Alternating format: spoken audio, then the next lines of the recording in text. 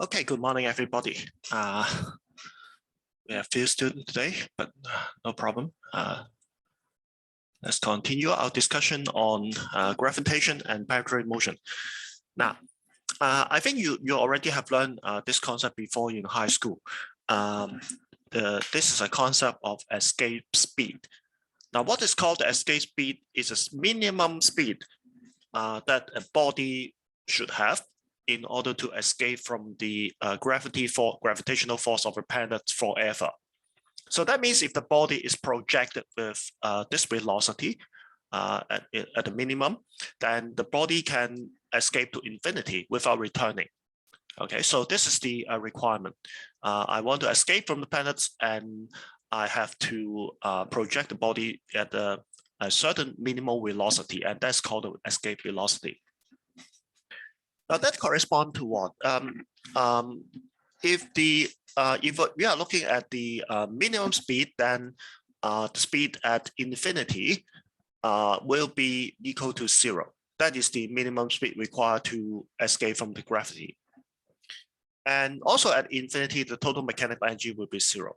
Because at infinity, when the body is infinitely away from the surface of the planets, then the potential energy is 0, and if the kinetic energy is also 0, then the total mechanical energy will be 0. Okay, so by conservation of energy, we can set up this equation. We project the object with a speed v, so it has a kinetic energy half mv squared, and since this is done on the surface of the planet of radius r, so the gravitational potential energy is minus gmm of r. So these two terms added together will be the total mechanical energy. And because the mechanical energy is conserved, and so the mechanical energy on the surface of the planet will be equal to the mechanical energy of the object at infinity. At infinity, the potential energy is 0. And the kinetic energy, we assume it has a certain kinetic energy given by half mv infinity squared, where v infinity is the speed of the object at very large distance away from the planet. But we know that this must be larger or greater or equal to 0, because the v infinity square is always positive. The kinetic energy is always positive. So this is always larger than 0. And the minimum speed required to escape from the planet corresponded to the situation where the object at infinity has 0 speed. So I can set it to 0 if I want the minimum escape velocity. So if I maintain this inequality, it should be larger or equal to 0, and that means if I solve this equation, that means the v must be larger or equal to square root 2 gm over r. So that is the minimum speed. This is escape velocity. Okay, so if the body is projected with the escape velocity, eventually it will have a 0 kinetic energy at infinity. Okay, if you plug in the numbers for the Earth on this equation, you will find that escape velocity of the Earth is about 11.2 kilometer per second. So that is a very high speed. Okay, you imagine a body moving at 11 kilometer, okay, not meter, 11 kilometer per second. Now that is about the speed. You know the Hong Kong Island. Okay, Hong Kong Island is like a frog, right?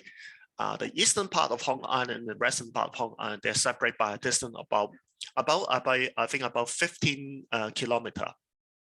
So it takes about 1 second or so to travel from the east part of Hong Kong to the west part of Hong Kong. Okay, just a little bit more than one second. If the body travel with the escape velocity of the Earth, then it takes 1 second, a little bit more than 1 second to travel from the east to west of the Hong Kong Island.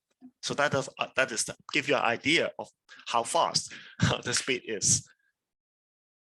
And that's of course the speed required to escape from the Earth gravity for the rockets. If the rocket want to project the spacecraft in the orbit that escape from the Earth, then it has to be larger than the escape velocity. Now we also can discuss about circular orbit under gravity. I think this also you have learned this before in your high school study, especially if you have studied the astronomy elective in your high school DSE physics. Okay, but I want to repeat it so that you understand more. Now suppose a planet is moving in a circular orbit around a stationary sun, and the distance between them is r. That is, of course, the radius of the orbit. So the gravitational force is given by gmm over r squared, right? But since this is a circular motion, a uniform circular motion, and that means the gravitational force will be equal to the centripetal force. The centripetal force is equal to mv squared of r. Okay, so the usual way to apply the formula for centripetal force, and the force equal to the force of gravity. And so I can solve for V. V is equal to square root gm over r. Now, what does that mean? It means that if the body at this distance is moving in a tangential direction with such a speed given by square root gm over r, then the body will move in circular motion. Okay, the orbit of the planet will be a circle. But you may ask, for a certain r, you only have one speed, and that means if at a certain distance r from the start, if you move at a different speed, you will not be able to move in a circle.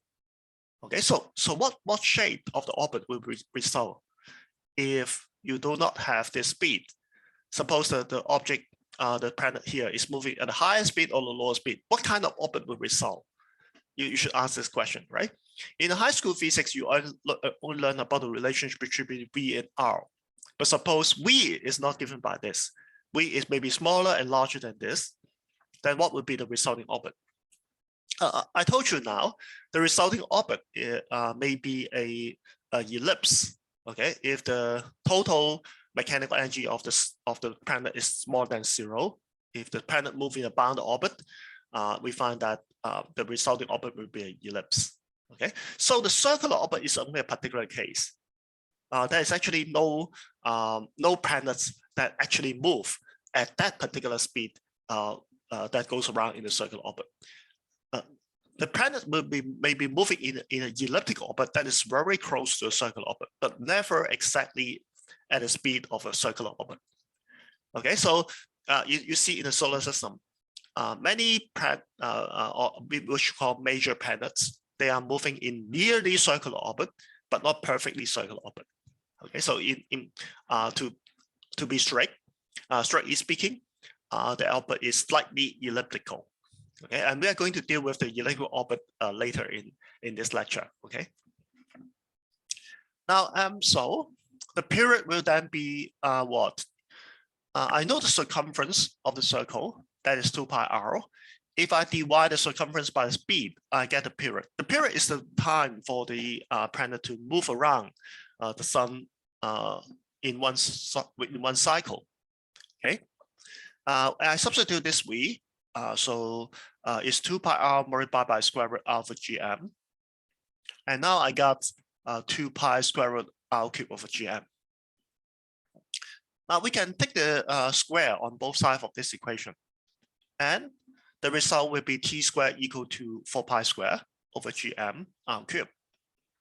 Now this is a so-called Kepler's law, Kepler's third law for circular orbit. Now, because for a certain gravity center, for example, the sun, 4 pi squared over gm is a constant. Now, this is a constant for a certain gravitational system. If I choose the solar system to be our interest, then the mass m here stands for the mass of the sun, the mass of the gravitational center.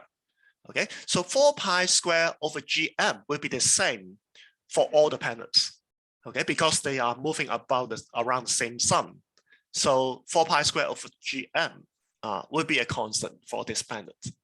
And this law actually states that for this solar system with a certain mass m of the sun, then the square of the period of the planet will be proportional to the cube of the orbital radius, assuming the planet all move in circles orbit.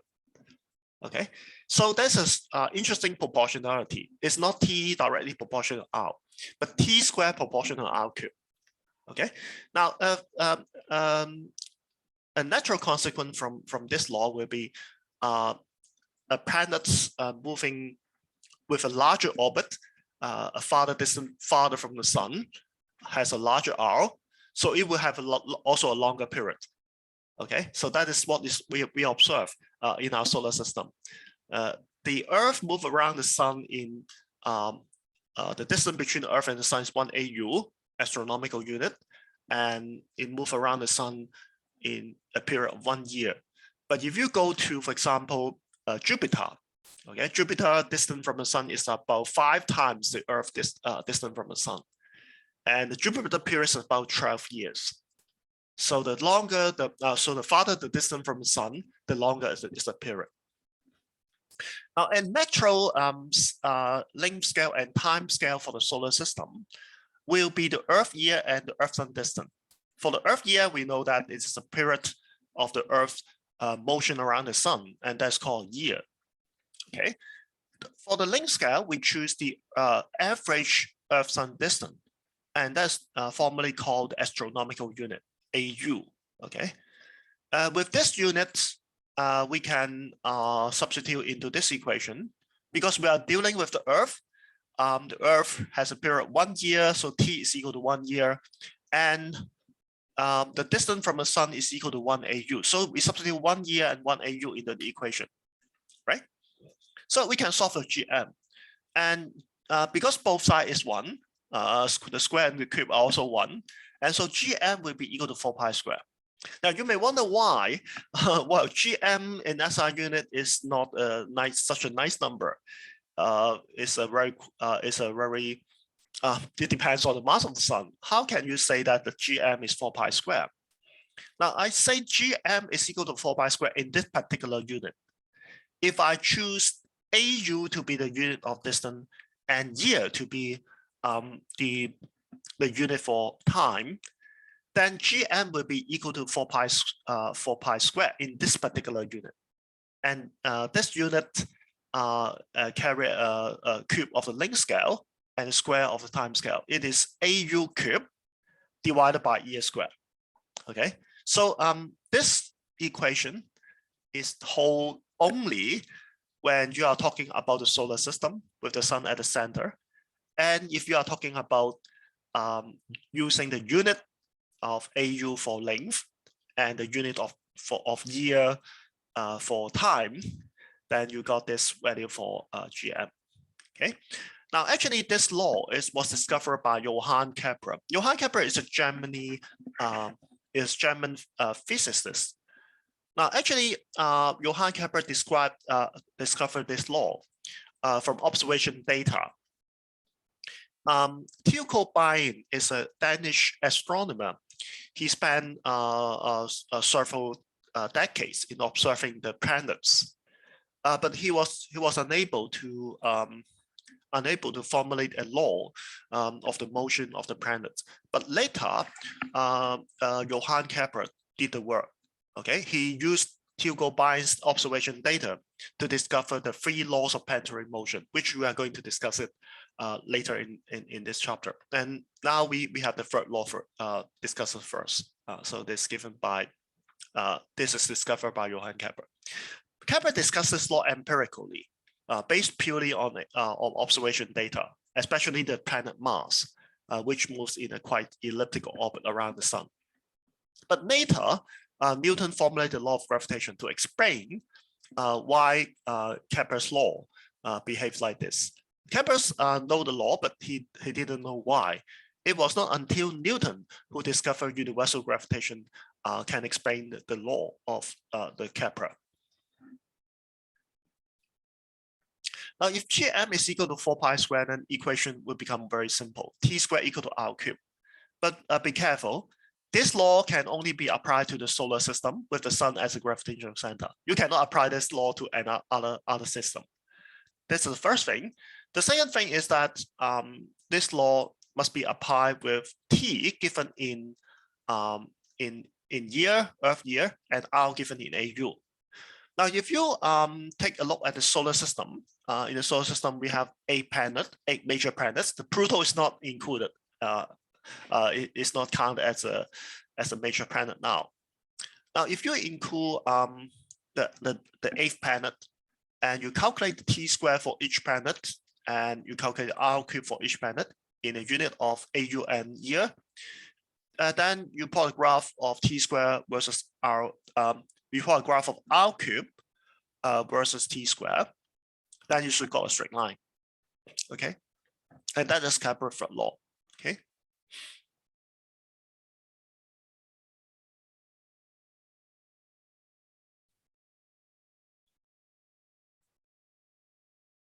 Now, these are the actual data. And here we use the, in fact, we are using the semi-major axis of the orbit. But never mind, let us think of it as circular orbit. We are going to talk about elliptical orbit later. Now you can see if we take the cube of the radius of the orbit of Mercury, if you take the square of the period of Mercury, then you find that they are almost equal. Okay, and same thing for Venus, Earth, of course, with Mars, Jupiter, but there are begins to have deviation at large distance. For example, Uranus and Neptune, they deviate quite a lot, but almost like they almost are the same. T² is almost the same r³ for every planet. Now let's handle another gravitational center.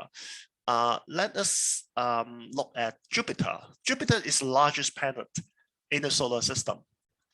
And Jupiter is actually surrounded by a lot of satellites, a lot of natural satellites.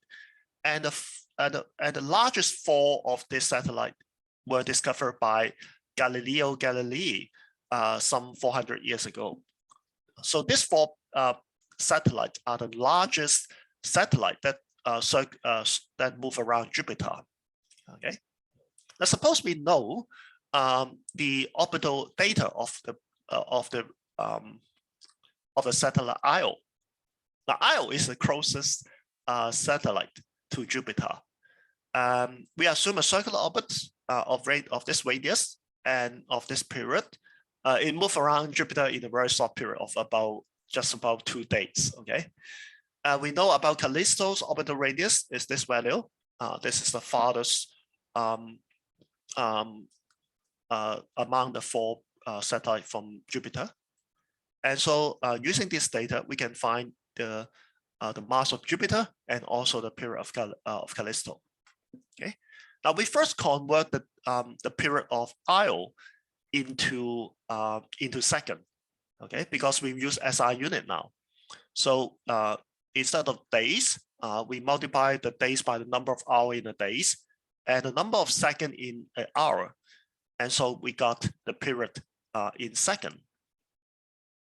And using Kepler's third law, we can make m the mass of Jupiter as subject of the formula. And since we know the period now in second, the t² is known.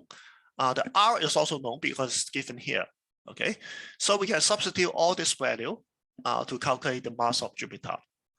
Okay, so this is the mass of Jupiter, 1.9 times 10 to the power 27 kilogram. Jupiter is much more massive than the Earth.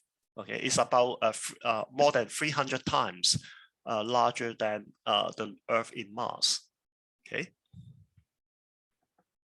Now, so in this case, we cannot simply use t² equal r³.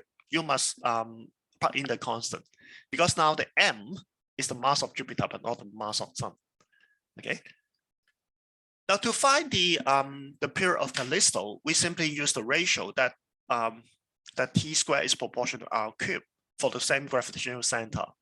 So if I divide t of Callisto with TIO and I take the square, it should be equal to A of Callisto divided by A of Io to the power 3.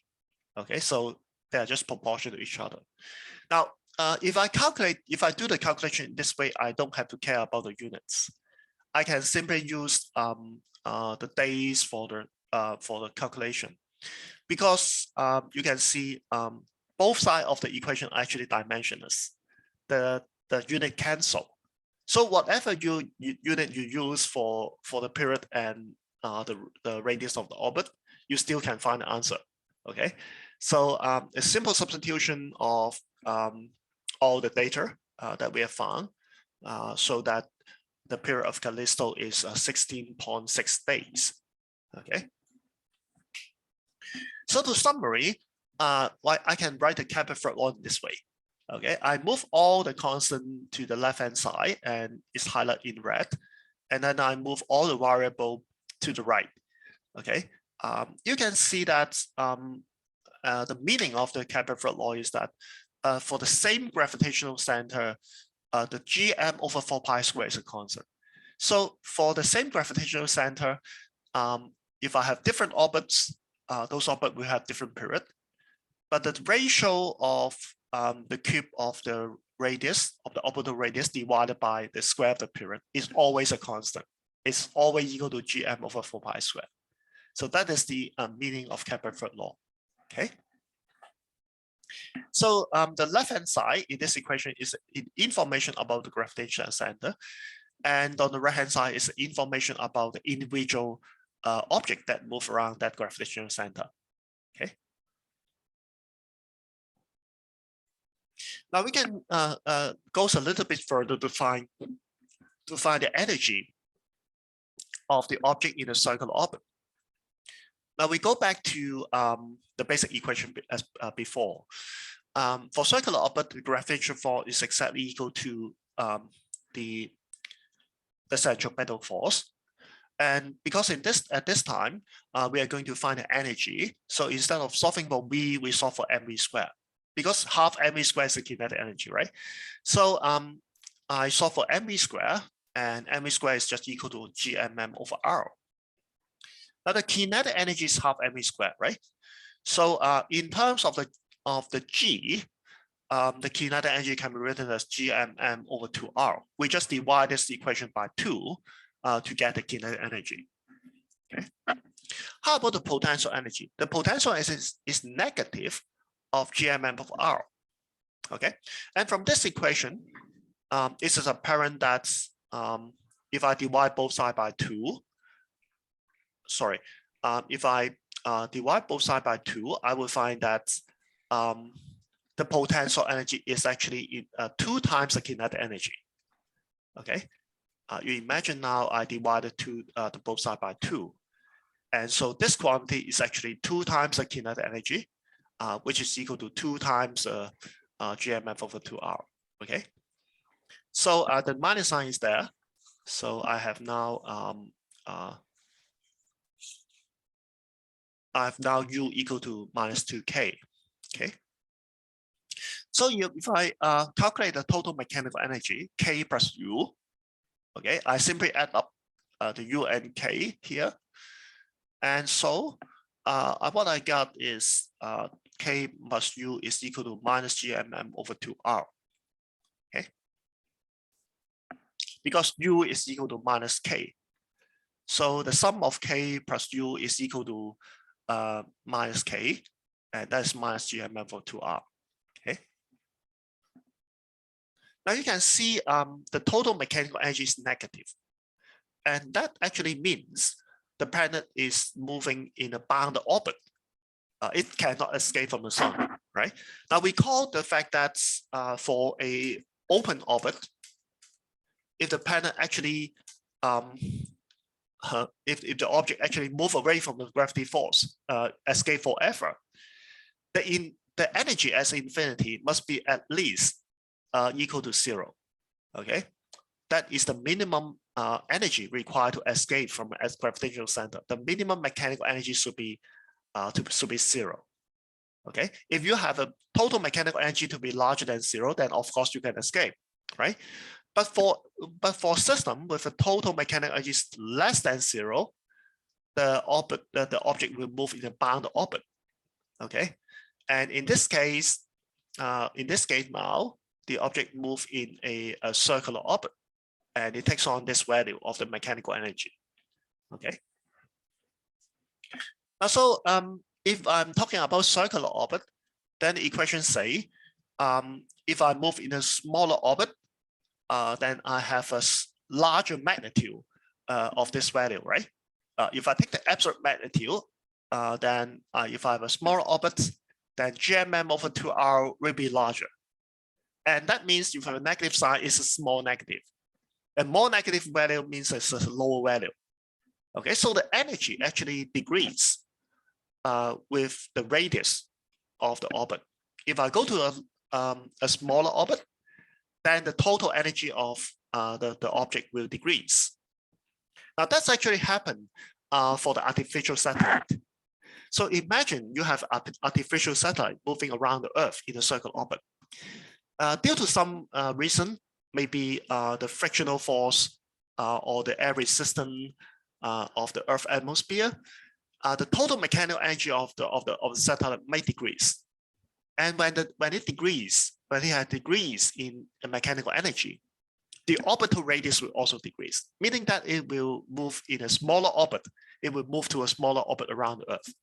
And eventually, when it moves to a lower and lower orbit, the air resistance is getting so large that the object eventually cannot sustain its circular orbit, and it will fall down to the Earth's surface. And that's exactly what happened for those artificial satellites. Okay.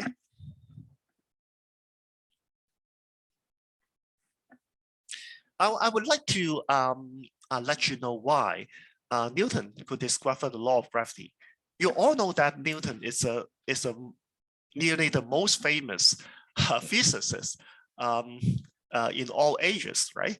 But why is Newton so famous? Because Newton discovered gravity. But when you was a primary school student or a junior secondary school student, your teacher may told you that Newton discovered gravity because an apple fell down from the tree and hits his head. Now, I don't know if this story is true, but if you go to Cambridge, there's a tree that is actually named after Newton. It was said that Newton sit below that tree and was hit by an apple falling from down to his head. Now, I don't know if this story is true or not, but I think that this story is not complete. If I want to tell this story to you once more, I would say after Newton was being hit by the apple, he looked up into the sky. And when he looked up in the sky, he saw the moon. And he imagined now the moon is moving around the Earth also, just like the apple falling down. So immediately he find connection. He find connection between the two seemingly unrelated events. The actual fall fell down because it is attracted by Earth gravity. And also the move around the Earth is also attracted to the Earth by the same force of gravity. And that inspired Newton to formulate the law of universal gravitation that applies to all objects moving around or moving under the Earth's gravity. So that is a true story, if I want to say. Okay. Now, Newton actually compared the gravitational field strength on the surface of the Earth and at the position of the moon to find out that the gravitational force is actually inversely proportional to the square of the distance. This is how Newton discovered the inverse square law of force. He did not write down the law by simply guessing, but he did an actual calculation, and we are going to show you how Newton did this calculation. Okay. Now, at the Newton's time, he know that the gravitational acceleration close to the surface of Earth is takes on this value. It's about 9.8 meters per second square. Of course, at that time, the value may not be measured to this accuracy, but Newton knows about this value. It's about 9.8 meters per second square. Okay, Galileo actually did a lot of experiments on the rolling pin, and that allows the gravitational acceleration to be determined. Okay, and Newton's also know at that time, he knew that at that time, the move is moving around the Earth at a certain angular velocity, and he also knew the radius of the orbit of the moon. At that time, he knew that the radius of the moon's orbit is about this value, 3.4 times 10 to the power 8 meter. And omega he can calculate from the moon's orbit, orbital period. The moon moves around the Earth once in 27.3 days, and that's correspond to so many seconds. Okay, so this is the moon's period in second.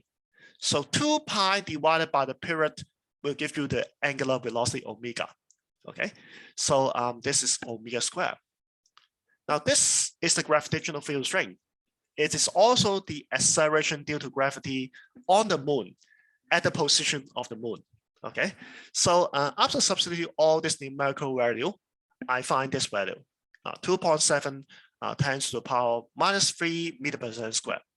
When you compare this value with this value, you find that this one is much smaller. Because the moon is so far away, right? It is much farther away from the Earth than anything on the Earth's surface. So that's why its gravitational field strength there will be much less than the surface of the Earth. But Newton proceeded to do a calculation. He knew the radius of the Earth. He also knew the distance to the moon. We find that now the ratio of the G on the surface or at the Earth moon's orbit and on the ground is equal to 2.8 times 10 to the power minus 4. Now, if Newton substitute the radius of the Earth divided by the distance to the moon from the Earth center, he finds this value. Okay. Now, but if we square it, if we find the square of big R to small r square, he finds such a value, 2.75 times 10 to the power minus 4. But this is almost equal to the ratio of G, right? The ratio of the R square inverted is equal to the ratio of the G. Okay, and that means G is inversely proportional R square. Okay, now that is how Newton discovered the law of universal gravitation. Is how he discovered the inverse square law force. Okay, without this calculation, Newton cannot discover the inverse square law force. Okay, now this is only one way Newton inferred that G is inversely proportional to R squared. There's another way to work around. Now, at that time, Kepler already had discovered the third law, right? For the solar system, the planet's orbit has the square of the period proportional to the cube of orbital radius. That is Kepler's third law. So he can work back, okay, and discover that the V in the orbit, the velocity in the orbit, is actually inversely proportional to square root of R.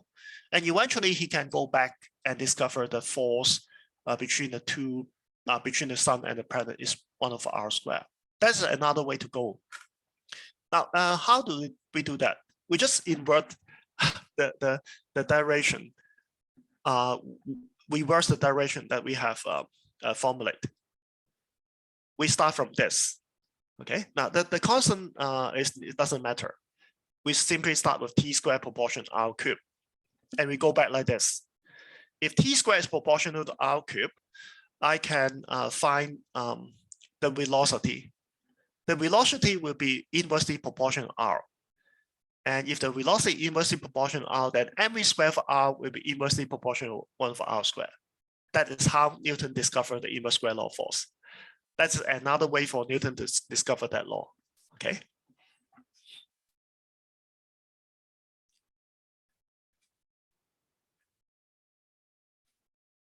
But how do Newton knows that the gravitational force is proportional to the mass of the object? Now, Newton has another observation, which was known to Galileo at that time. Galileo found that all objects falls under the same acceleration due to gravity, right? All objects near the surface of the Earth, they fall with the same acceleration due to gravity, provided that the air resistance is negligible. If the air resistance can be neglected, then an iron ball and a wooden ball, they fall at the same acceleration downwards. Okay. And why? Why is so? Newton knew by the law of motion, the second law of motion, that the acceleration is given by the gravitational force divided by the mass m, right? This is just Newton's second law, right? And F now is the gravitational force. But if all objects fall with the same acceleration g, that means the factor of g is not present here, right? If F over m is independent of m, that means F must carry a factor of m. Okay, so when F is divided by m, that factor cancel. Okay, and so G will be independent of F. And so from this, Newton inferred that the gravitational force should also be proportional to the mass. And since gravitational force is mutual, it should be proportional to the mass of both bodies attracting each other. So F is proportional to the product of the mass of the two bodies and inversely proportional to the square of the distance. And so Newton did not discover this by chance. It's not discover this by sheer guessing. He has the logic behind. And that is a beautiful story in science. It is the first time that based on the observation data, based on all those empirical laws that have discovered, can a physicist formulate a law of nature? Okay, and that is a paradigm of physics throughout the century that we have been using. Okay. Now we would also like to talk a little bit about elliptical orbit, general elliptical orbit. But don't be afraid because we are not going to very deep discussion. A very thorough discussion about elliptic orbit will require the solving a very complicated differential equation, and that is beyond the learning of this course. So I'm not going to show you the detailed derivation of that differential equation and solution. I'm not going to do that. But instead, I will just quote a few facts, a few results for a general elliptical orbit. Okay, and also I would try to let you understand why Kepler's laws of planetary motion, they follow from Newton's law of universal gravitation. I would try to derive, for example, Kepler's second law in terms of what the so-called conservation of angular momentum. Now, planets actually move in an elliptic orbit around the sun. So how to draw an ellipse? You go home and take a string and tie it into a loop. This is a string loop. And if you have two pins, you can pin a piece of paper on a wooden board, and you use a loop and a pencil. You scratch the loop with the pencil, and you move around. You will be able to draw a ellipse. Now you see the position of the two pins are called the foci, or singular is called focus. Okay, so an ellipse has two foci. Ellipse has two foci. And since the string is not an elastic one, it's not extendable. So that means the total length of this string loop remains a constant. And since the distance between the two foci are fixed, and that means the distance between the foci and the pencil, at these two distances added together, it will be equal to a constant. And that can be said to be the definition of an ellipse. An ellipse is actually the locus of a point, so that it distant from the sum of its distance from two fixed points is a constant. Okay, so these two distances added together is remaining constant when the pencil goes around. Okay, so so instead of for circle, you have the distance of a locus from a fixed point being equal constant. Now you have the sum of the distance of the planet from from the two fixed point being equal to a constant. Okay, that's how you define the ellipse. Now let's take a look at more detail on the geometry.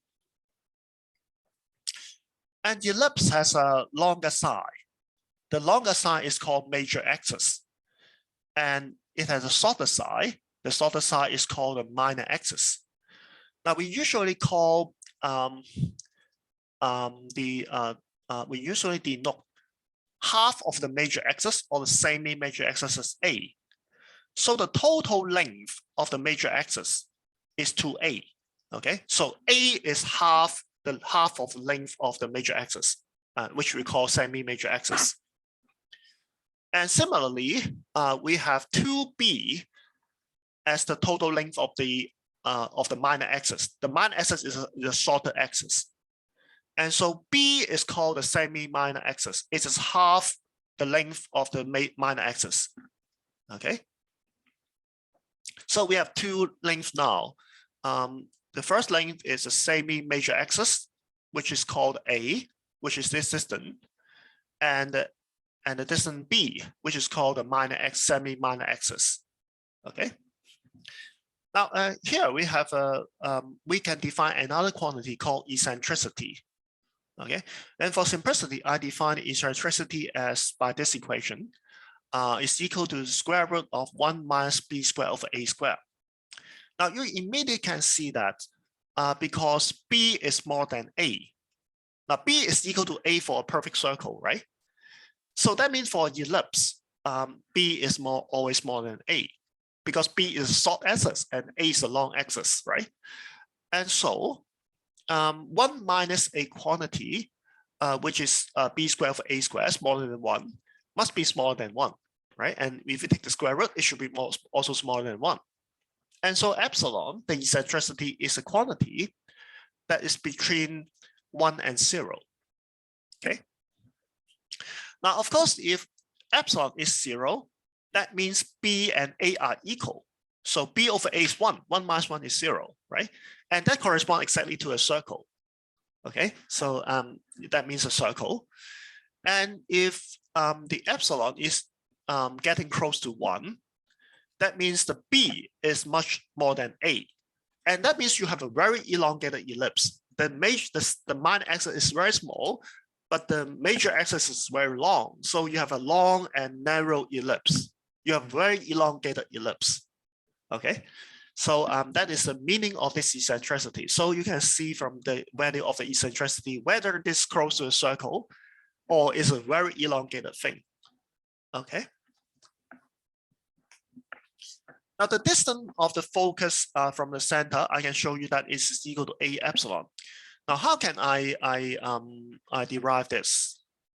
Now, first, I must show you that the distance of the planet from the two foci added together is equal to 2a. Now, how can I do this?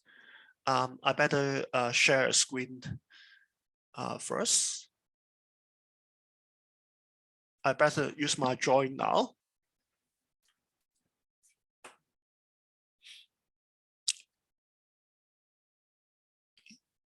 Why I can't draw this? What's wrong with this?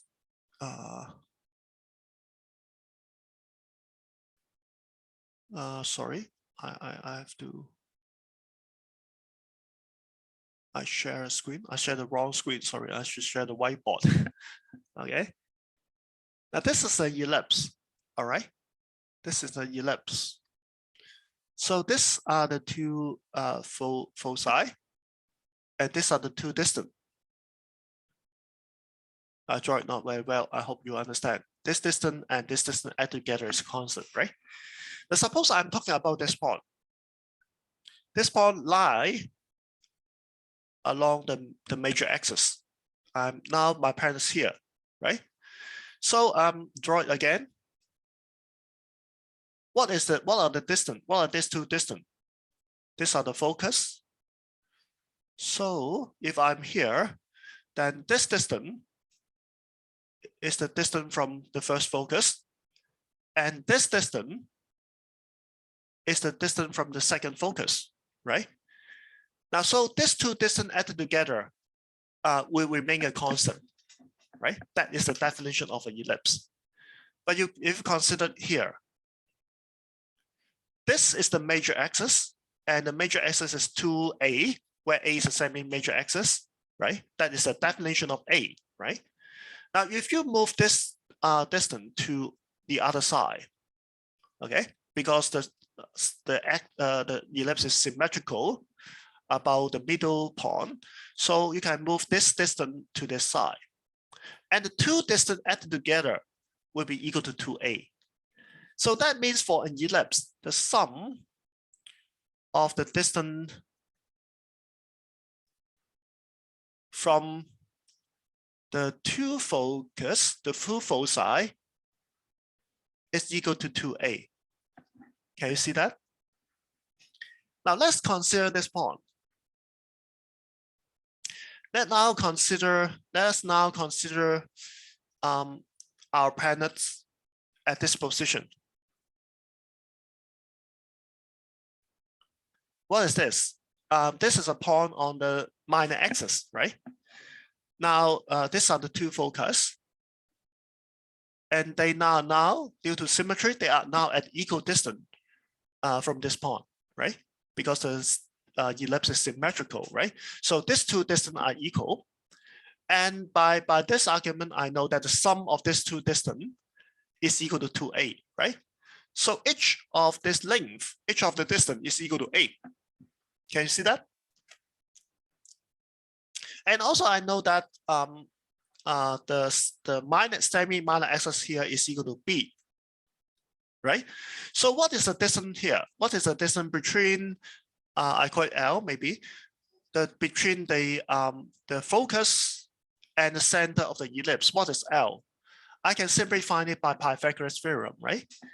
And by Pythagoras theorem, I know that L is equal to what? It's equal to a squared minus b squared square root. Is that right? Now I take out a factor of a. I take out the a here, and that becomes 1 minus a squared for b squared square root. Okay. But then what is this? This is by definition epsilon, the eccentricity. Okay, so that means the distance between the focus and the center of the ellipse is equal to the semi-major axis multiplied by the eccentricity. So this length is equal to a epsilon.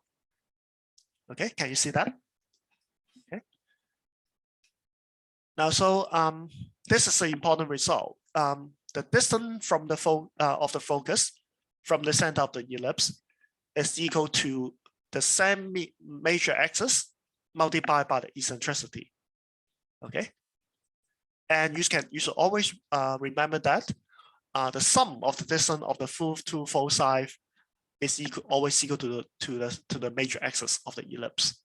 So these are the two important results you may like to remember. Okay. So we go back to here. Okay. From this diagram, we know that the distance of the focus from the center is a epsilon. This is what we have just told you. Okay. Let's introduce the Kepler's law first before having a break. The Kepler first law says that the planet moves around the sun, not in a circular orbit, but in an elliptical orbit. Okay, and the sun is located as one of the foci of the ellipse. The other focus is empty. Okay, so the sun is here, somewhere here, and the other focus remain empty. So that this is the planet orbit. And I can define two distance. They are called perihelion distance and aphelion distance. The perihelion distance is the point where the planet is closest to the sun. It lies on this major axis, but at this point, such that the planet is closer to the sun, and I call this as R1. Rn is the closest distance, and it's called the perihelion distance. Helion means the sun, belongs to the sun, and peri means the closest to the sun.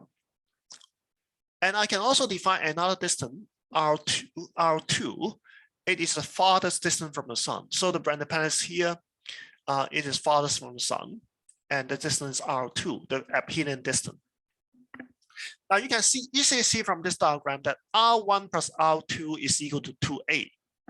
So the semi-major axis is equal to R1 plus R2 divided by 2. Okay, so if you know the closest distance and the farthest distance from the sun, you sum them up and divide by 2. You got the semi-major axis. So that is Kepler's first law. Kepler's second law says something like this. It's actually a mathematical law that describes the speed of the planet motion around the sun. You know that when the planet moves in an elliptical orbit, its distance from the sun is keep on changing. Okay, so now you consider when the planet is close to the sun. I consider the planet to move from point A here to A prime. Okay, so this is done in a certain time. I call this time t. The time t may be say 3 months, and it takes 3 months of time for the planet to move from A to A prime.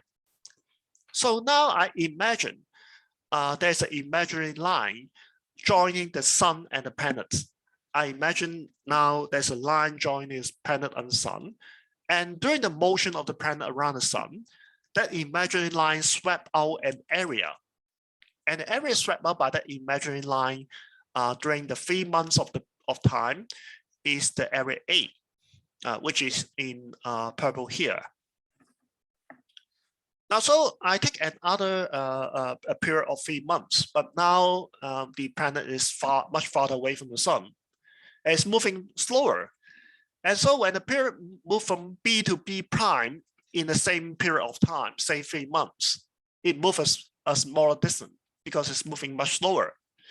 But the imaginary line joining sun and planet is swept out another area, which I call B, okay, capital B.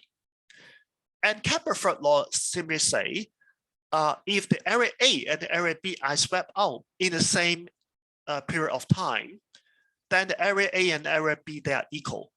So Kepler's second law actually says the area vector, the line joining the planet and the sun, that is the area vector, joining the planet and the sun, it is swept through equal areas and equal time. Okay, so as long as you count equal time, the area vector always swept out and the same area. Okay, and that implies what? That implies when the planet is moving close to the sun, it moves faster, right? Because the sun distance from the planet is smaller, and so if you maintain the same area, the planet has to be moved faster to sweep out a wider area. When the planet is farther away from the sun, it moves slower. Again, its distance is larger, so the area can be maintained the same. Okay, so this is a mathematical law, which gives you an idea of how fast the planet moves at different distance from the sun. Okay.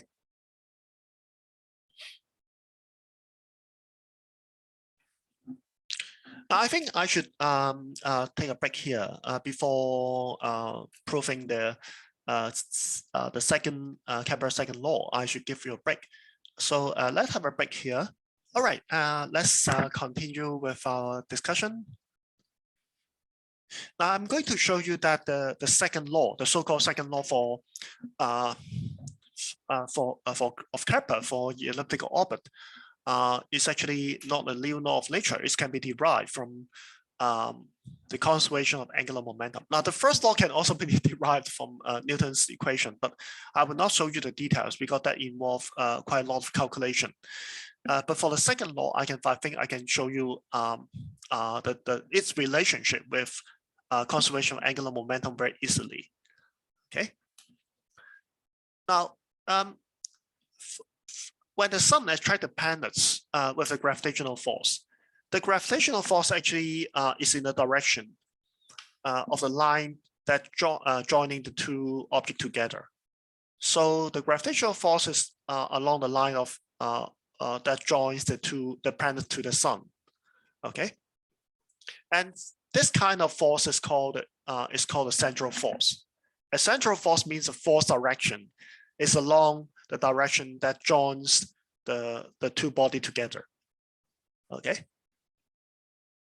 And for central force, we can always prove that the resulting motion has angular momentum conserved. Now, how do we prove that? Now, Newton's second law of rotation says that the torque is equal to the rate of change of angular momentum, right? Tau is equal to dl dt. But what is angular momentum? The angular momentum is r cross f.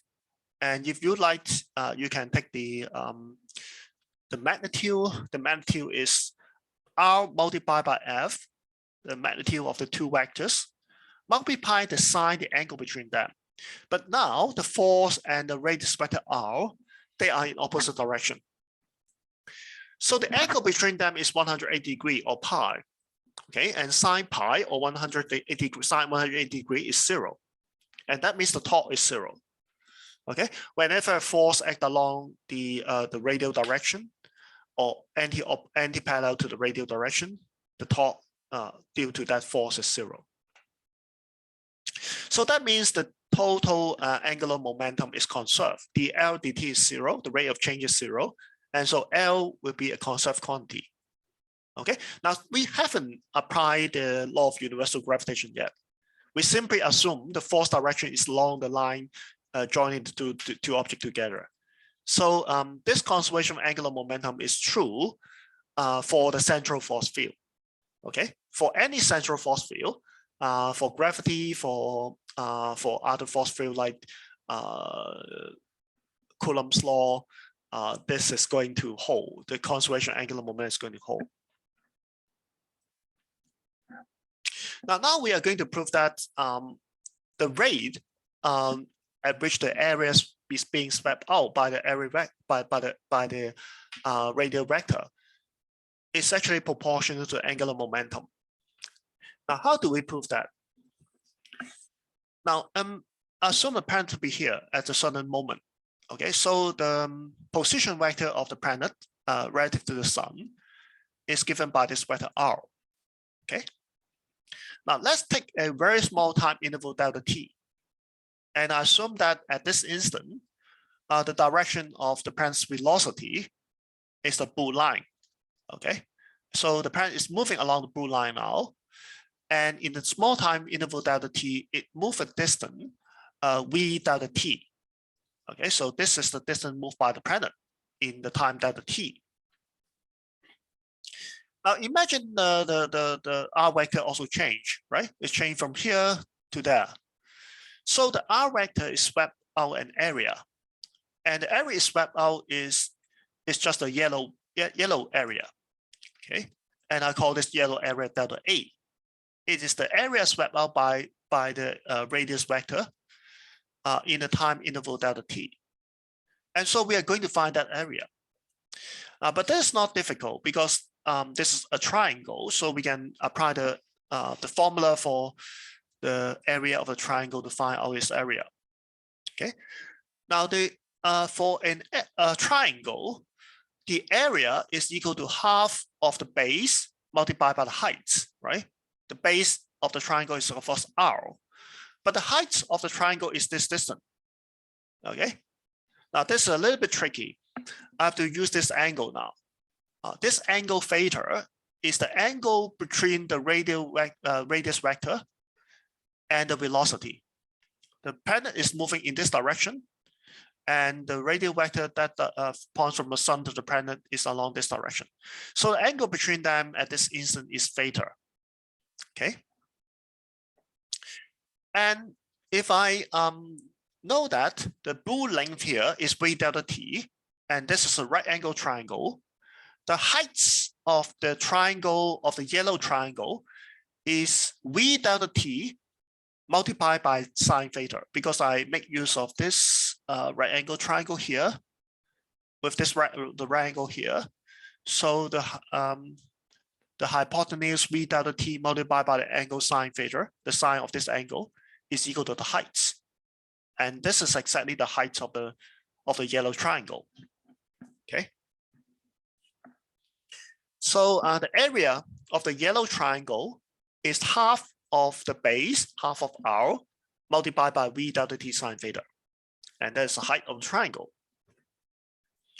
And we may divide by the two sides of the equation by delta t, and we take the limit where delta t tends to 0. It becomes dA dt equal to half of rv sine theta. Okay. So this is the rate at which the area is swept out. The dA/dt is the rate of area being swept out by the radius vector, by the position vector. But from the conservation of angular momentum, I also know that the angular momentum r cross p is equal to r mr cos v, right? So if I find the magnitude, I want to find the magnitude L over m. It should be the magnitude of r cross v. But the magnitude of r cross v, this cross product, is exactly rv sine theta, right? Remember the cross product of two vectors, right? If the angle between the two vectors is theta, then the magnitude of the cross product is rv sine theta. It's a product of the magnitude of the two vectors multiplied by sine the angle between them. So this become rv sine theta. And according to the angular momentum formula, this should be equal to L over m, where L is the angular momentum, right? But I can see that this rv sine theta is exactly the same as this one, right? So that means what? That means dA dt is equal to 1/2 of L over m. But as we say, the angular momentum is a constant. M is of course a constant. So the ratio of alpha to m is constant. And that means the area is now being swept out at a constant rate. So if you count the same period of time, the area is swept out by this radial vector. It will always be constant. And that is exactly Kepler's second law for planetary motion. Now you see, Kepler's second law is not a new law. It's just followed by from the conservation of angular momentum. Okay. Now, how about the third law? Now, for the third law, again, some mathematics is involved. So I'm not going to drill into those mathematics with you here because I think that is beyond the learning of this course. So I just state the result. The result is like this. If you have several planets moving around, for example, the sun, and they have different orbital semi-major axes, A1, A2, and they have the different period, T1, T2, and you will have this formula. That is the Kepler third law for elliptical orbit. T squared is 4 pi squared over GM, A cube. Now, if you remember, for circular orbit, the cube goes with the radius of the orbit. So this is R cube for circular orbit. Okay, so for circular orbit, T squared is proportional to the cube of the orbital radius. T squared is proportional to R cube. But now for the elliptic orbit, we can simply replace the R with the semi-major axis. Okay, so it's just easy. Without the proof, I can state the fact for you that the Kepler third law still hold for elliptic orbit, as long as you replace the radius of a circle with the semi-major axis of an elliptical orbit. Now that sounds a little bit weird, because an elliptic orbit actually depends on two parameters. It depends on the major axis, the length of the orbit, so to speak, and also the minor axis, the semi-minor axis, which is the width of the orbit, right? An elliptic orbit is like this, right? This distance is 2a, right? But I also have what? I also have the short axis, which is 2b. Now the law says that the period square is proportional to a cube, but is independent on b. So it sounds quite weird. It does not depend on the minor axis. So that means what? That means if you have two orbits with the same with the same major axis, but very different minor axis.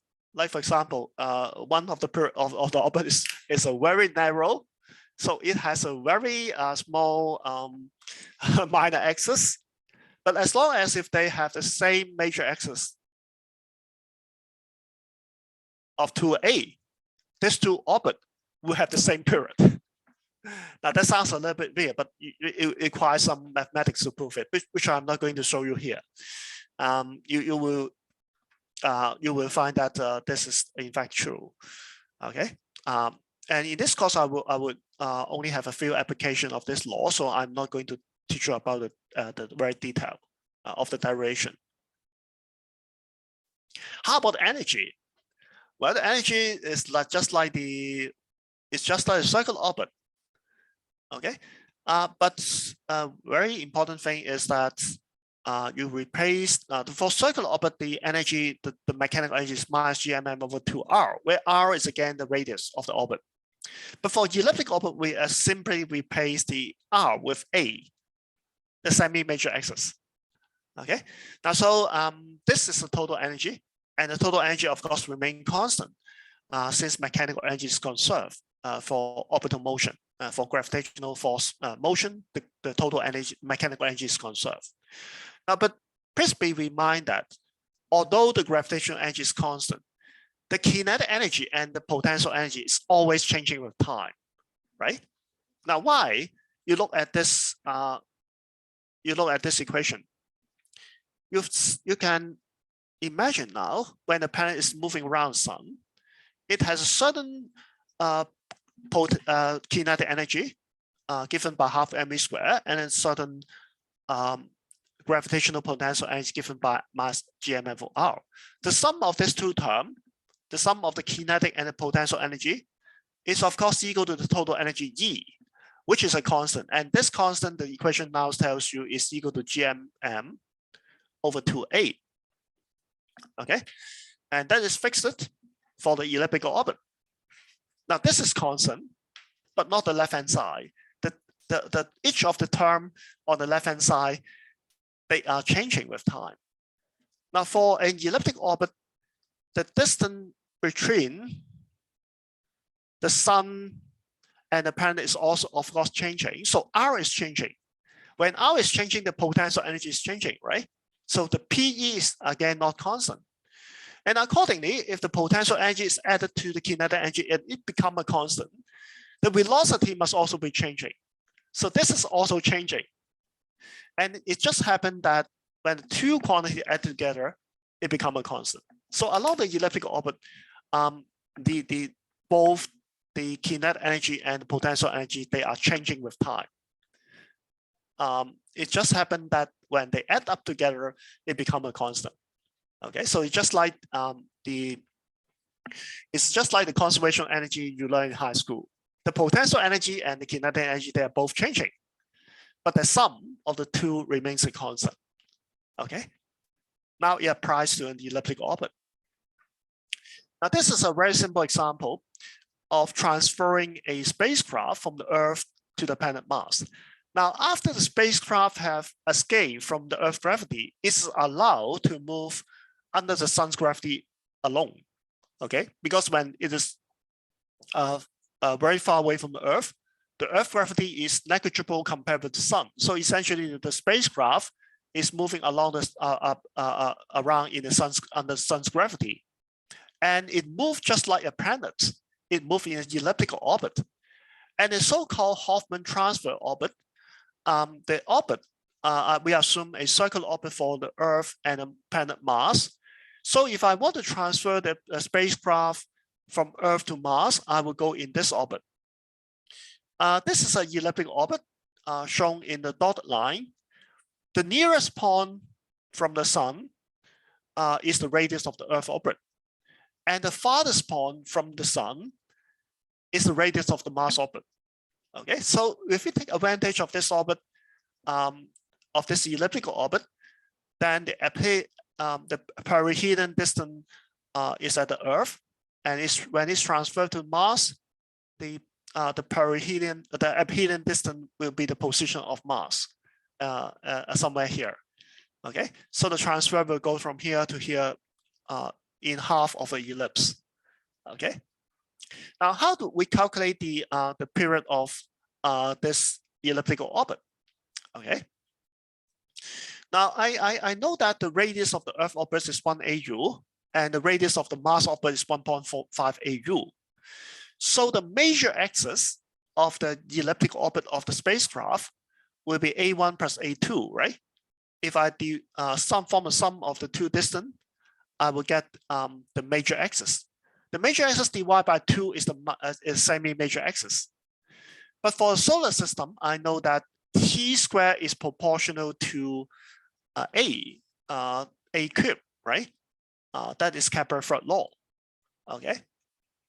So my A is now A1 plus A2 over 2. So I solve for T. T is equal to A1 over A plus A2 over 2 raised to the power 3 over 2. And since the transfer only consists of half of the orbit, but not the full orbit, I divide the T by 2 to get the transfer time from Earth to Mars. Okay. So this value A is 1.25. I substitute this value into the equation. I get a transfer time of 0.7 year. So it takes less than 1 year for you to transfer the spacecraft from Earth to Mars along the so-called Hoffman orbit. Okay. Now, at the end of this chapter, I will want to briefly discuss with you the expansion of the universe. Now, because you are going to do the project, right? Tomorrow I will release the project, and one of the project is related to the expansion of the universe. Now, believe it or not, you can simply use the tools that we have learned, in particular the numerical method of calculation, to investigate the expansion of the universe. You'll be able to reproduce the result that we know now for the expansion of the universe. Now, before that, we would like to have a brief introduction of our current understanding of how the universe expands. I just talked a little bit about general relativity, but it will not be tested in the final exam. Don't worry about that. I just want you to know what it means without going into the mathematical details. Gravity is general relativity is the effect of space-time. And Einstein says that gravity is the curvature of space-time. So it means if I have a massive object, it causes the surrounding space-time to curve. Just like a common analogy for space-time curvature will be a massive object placed on a rubber sheet. So the massive object, due to its very heavy weight, it will deform the rubber sheet. And the rubber sheet represents the space-time. It's being curved by the presence of this very massive object. Okay. So what caused the gravity? The space-time curvature caused the gravity. If now I have another object moving around, because now the space-time is curved, so this other object cannot move along a straight line. But when it moves along a curved space-time, its path is deflected. Okay, so it cannot move along a straight line now because the space is curved. So it will move along in a curved path, just like the Earth is being attracted by the sun. But just that now Einstein interpret that not by the concept of force. Newton interpreted that by the concept of gravitational force, but Einstein interpreted the same phenomenon using the concept of gravitational space-time curvature due to gravity. Okay. Now Einstein's field equation tells us how the matter will produce the curvature of space-time. Now this equation is complicated. Don't try to understand it. I just want you to have a look, just to take a look of it. Now this so-called Einstein tensor is described the curvature of space-time. And on the right-hand side of the equation is the energy momentum tensor. What we call the energy momentum tensor is a stuff that produce gravity. Now, in Newtonian physics, you know that mass will produce gravity, right? If you have mass, then you will attract the other bodies by the force of gravity. But in the Einstein equation, it's not so. Einstein equation tells you that anything that possesses energy and momentum will create gravity. Now, how about if a mass is at rest? If it has and it does not have momentum, but it has a rest mass energy. We call that in special relativity, mass and energy, they are equivalent. If you have mass m, then the equivalent amount of energy is mc squared, E equal to mc squared. So anything that possesses energy or mass or equivalent mass or momentum will produce gravity. That is what the equations say. And so the right-hand side will be the energy and momentum, and the left-hand side will be the coefficient of space-time. Now, there's a strange term here at the middle. The strange term is called cosmological constant. Now, that is allowed by Einstein equation, but Einstein didn't know what it was. So later, Einstein abandoned this term because later we find that the universe is undergoing expansion. So if he set this term to be 0, then he can predict that the universe is unstable and can expand forever. Now, so Einstein called this his biggest burden in his life because originally he wanted to set lambda larger than 0 to get a static universe. But later, when Hubble discovered that the universe is actually expanding, he found that this time is not necessary. So he said that this was the biggest mistake that he has made in his whole life. So he eventually set the value of lambda to be 0. And setting a lambda value of lambda to be 0 means that the universe can be following Hubble's observation. It can expand without being stable. But during the past 2 decades, at the end of the 20th century, physicists, they found that the universe is not only expanding, but it is expanding in an accelerated manner. What does that mean? What does that mean? Now, if the universe is accelerating, that may happen at a constant speed, just like a car moving with a uniform velocity. A car moving with a uniform velocity means it covers the same distance at the same time interval, right? If a car is moving at the speed of 10 meters per second, that means every second the car will move a distance of 10 meters. But how about if a car is accelerating? The car will be moving faster and faster. And if you look at this as 1 second interval, then the car will be moving a larger and larger distance when it moves on, right? Because it's accelerate. If you take a look at the first second, it may be moving only by 1 meter, but after a few seconds, you took the same interval of 1 second, you will find that it will move a much longer distance, say 2 or 3 meters. So that is what is meant by accelerating. The universe is exactly accelerating in its expansion. That means it's expanding faster and faster. Okay. Now I can use this cake as a schematic of the size of the universe. Okay. So the vertical axis represents the size of the universe, and the horizontal axis represents the time.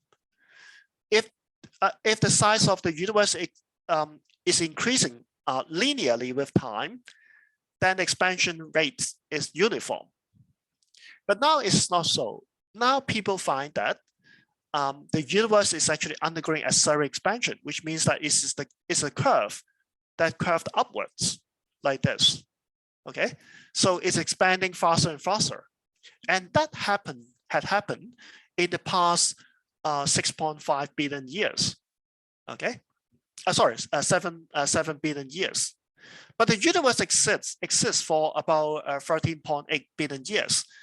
So how about if I trace a little bit back more back into the past. How did it expand? Now, people find that if you trace the expansion of the universe to very distant past, the universe acceleration is decelerating.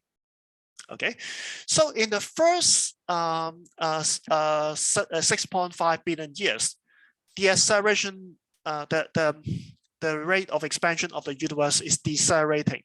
So it's curved like this. But in the past 7 billion years, it begins to accelerate. So the curve is beginning is decelerating, and then in the past 7 billion years, it becomes accelerating. So the curve looks like this. Okay. Now at the beginning, we know why, because the gravitational force between the matter will contract the universe. So it tends to contract the universe. So the acceleration rate decreases. So this part we know why, because there's a lot of dark matter in the universe. The dark matter cannot be seen, and they produce gravitational force to decelerate the expansion. The thing we don't know is what makes the expansion rate accelerate in the past 7 billion years. What makes the universe accelerate the expansion now? This is the puzzle. Now, but to explain this, we have to go back to the cosmological constant. And people, they find that if I set the cosmological constant to be larger than 0, there will be a repulsive force which accelerates the universe which cause the universe to expand in an accelerated manner. So lambda is important for the universe to be accelerated in its expansion. Okay. Now we are not going to talk about the physics in detail, but we can have a very heuristic derivation in Newtonian form. Now this derivation is speaking not correct, but by dimensional analysis, it just happened to take the same form as the more rigorous derivation done by general relativity. So we adopt it for simplicity for understanding. Now we suppose the universe to be a large sphere filled with matter, and the amount of matter filled in this large sphere is m. And now I consider a small mass m located at the radius r from the center of the sphere. So the gravitational force the small mass experience will then be minus gmm of r squared. This is just Newtonian gravity. Okay, this time we know, right? It is inversely proportional to the square of the distance. But the gravitational constant lambda says that what? Says that the vacuum itself produces a repulsive gravity. Now, this vacuum effect is not related to mass density at all. It is a property of space-time itself. The gravitational constant says that the vacuum itself can produce a repulsive effect on the mass m. Okay, now this is very absurd, but just accept it at the moment, and we will derive the formula that fits the recent observation about the expansion of the universe. So we imagine the vacuum has a certain kind of density, which we call rho prime, and that rho prime remains a constant even when the universe expands. So we imagine the vacuum energy density is a constant, and that constant is called rho prime. So for a sphere of radius r, the amount of so-called vacuum energy that associated with that sphere will be 4 pi over r cubed, the volume of sphere, multiplied by the density. Okay, so it just acts like the mass, but the mass actually, but this so-called mass actually comes from nothing. It comes from the vacuum. That sounds quite strange. It comes from the vacuum energy density. Now, we just apply Newton's second law for this combination. We just treat it as a mass. So the gravitational force will be g, the mass of the vacuum stuff, multiplied by the mass small m divided by r squared. But the force now is repulsive. So instead of plus minus sign, we have a plus sign here. Okay, so the first term is just the Newtonian gravitational force between the mass, the different mass in the sphere. The second term is the repulsive force due to a constant density stuff in the vacuum. Okay, and that is the unknown thing. Okay, and because of this reason, we call this a vacuum repulsion, or there's another term for it, and it's called dark energy. Okay, it's very strange to say the vacuum causes a repulsion, but now we admit that this might be the physical property of space-time itself. Okay. Now, so the dependence goes like here. I don't care about the constant. The constant G may be different for the repulsive force, but never mind, I just call it G prime. Okay. Now, if I cancel the 2 of the R here, and I call all this constant on the first term, omega m over 2. The 2 is just a convention, and I call all the constant on the second term, another constant which I call omega gamma. I would have this equation. Okay, this equation describes the acceleration of the universe at different radius r of the universe. Okay, now you can see from this equation very apparently that when my universe is small, when r is small, the second term is small compared with the first term.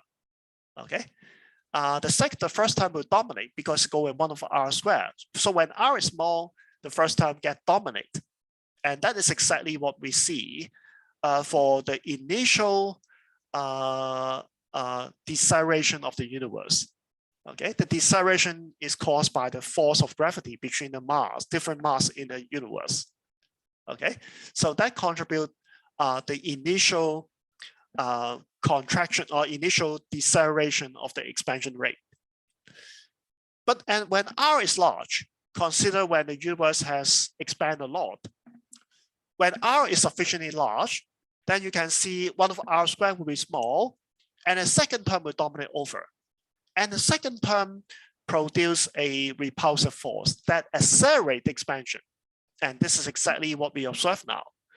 This is the vacuum energy or the vacuum energy density that causes accelerate expansion of the universe. Now, so lambda m depends on the matter density, and lambda gamma depends on Einstein cosmological constant, and it dominates the universe expansion when the universe is large enough. Now, the current observation by the so-called cosmic microwave background radiation, they can measure the non-uniformity in those background, and they find that the universe consists of about 0.3, that is a fraction of matter, and 0.7 of the so-called invisible dark energy. This is the dark energy. This is not matter at all. And the 0.3 here, it only consists of a very small amount of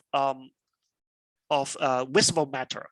And in fact, most of the matter in the universe is dark matter, which we cannot be seen. Okay, so this ratio is found by observation. And by using this 2 constant, you can substitute in this equation to calculate acceleration. And you solve for the motion. You find the velocity, and then you integrate to find the size of the universe at different time. And that's one of your project. Now, this is our current discovery. The dark energy goes here. This is the total stuff of the amount of stuff in the universe. And 73% of the stuff is dark energy. Which is this term. The dark energy consists of 70% of the energy stuff in the universe. And how about the remaining matter? About 23% of the matter is the dark matter. They are matter, they exert the force of gravity, the attractive force of gravity, but they cannot be seen. And only about 4% of matter in the universe can be seen. And they are the normal matter that make up the stars and the intergalactic gas. So we are among this very small amount of matter in the universe. That is amazing, right? We are only this few percent of the mass, and in fact, most of the mass are the intergalactic gas. The star and the planet it only amounts to 0.4% of the mass. So we are somewhere here, and most of the things in the universe cannot be seen. That is our story now. Okay, so let's stop here. I think it's already the time set up. So I just end my lecture here, and tomorrow I will release the project, which include the expansion of the universe calculation, so you can try it out yourself. For the project, you can do some extra investigation. So the project is somehow semi-open. It's not a closed-ended question. You can besides working with the so-called very standard model of the universe, you can try other parameter. For example, you can try other parameter of the universe. You can vary the omega m and omega lambda to see what will happen if you have a very large density of matter without the cosmological constant. You can try out all this combination, and when you try all this combination, you find different universe. Of course, they are not the real universe we observe, but you can see you have very different model of the universe. Some of the universe actually go back to its initial state. It contract back to the status before the Big Bang. Some of the universe will expand forever, and some of the universe will decelerate in the expansion, and some of the universe will accelerate in this expansion. And all that depends on the parameter omega m and omega lambda. Now you can also try for other projects. So the project are there for you to experiment different parameter and different value to see what will happen. Even if you have a project of throwing a ball under the air resistance, you can try different value to see what will happen if you vary those value, and that's quite interesting things to do, and that could relate to some of the real life example, the things you see in your real life. Okay, so that's about the end of the lecture today. And please form a group if you haven't do so. And if you can't form a group, I will form a group for you tomorrow. Okay, so let's stop here.